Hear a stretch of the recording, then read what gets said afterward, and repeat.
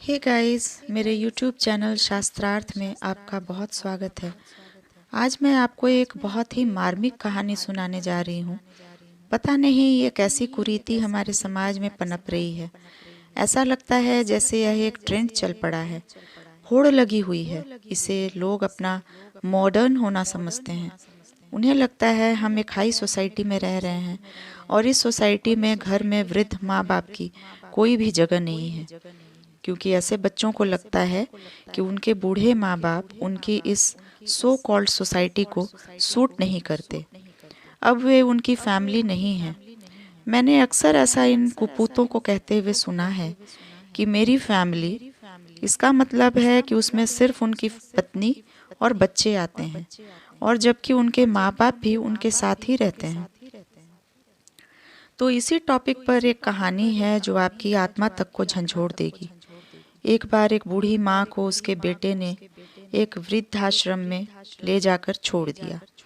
इस माँ का वह इकलौता बेटा था जिसे उस माँ ने अपने पति की मृत्यु के बाद घर घर नौकरानी का काम करके पाल पोस कर बड़ा किया था। इसे बड़ा करने में, पढ़ाने लिखाने में उस माँ को कितना संघर्ष करना पड़ा होगा, कल्पना कीजिए। बेटे को किसी भी तरह की परेशानी ना हो, इसलिए वह वृद्धाश्रम में रहना सहर्ष स्वीकार भी कर लेती है।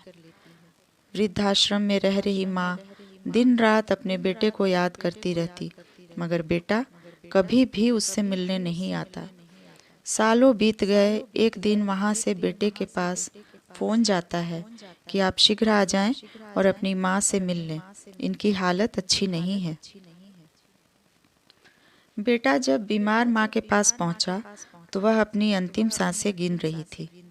बेशर्म बेटे ने अपनी माँ से उसकी आखिरी इच्छा पूछी। माँ, मैं तुम्हारे लिए क्या कर सकता हूँ?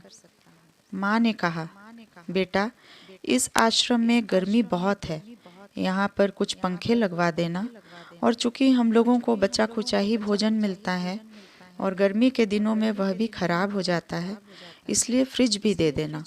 हम बूढ़ों को ये चीज़ें ना होने से बहुत दिक्कत होती है।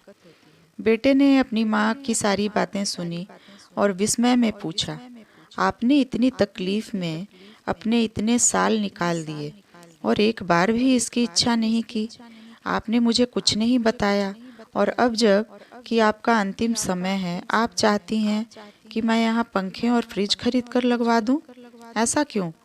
माँ ने जवाब देते हुए कहा, बेटे, मैंने गर्मी, भूख और पीड़ा सहन कर ली है, पर मुझे पता है जब तेरे बच्चे तुझे यहाँ छोड़ जाएंगे तो तू ये सब सहन नहीं कर पाएगा। तेरी ही सुविधा के लिए मैं तुझे ये सब लगाने को कह रही हूँ। ऐसा कहकर माँ ने प्राण त्याग दिए। बेटा चेतनाहीन सा उसे देखता रह गया। उसे समझ नहीं आ रहा था कि वो क्या करे। माँ ने जाते जाते इतनी गूढ़ बातें जो समझा दी थी। तो सारांश ये है कि जैसा बोओगे वैसे ही काटोगे।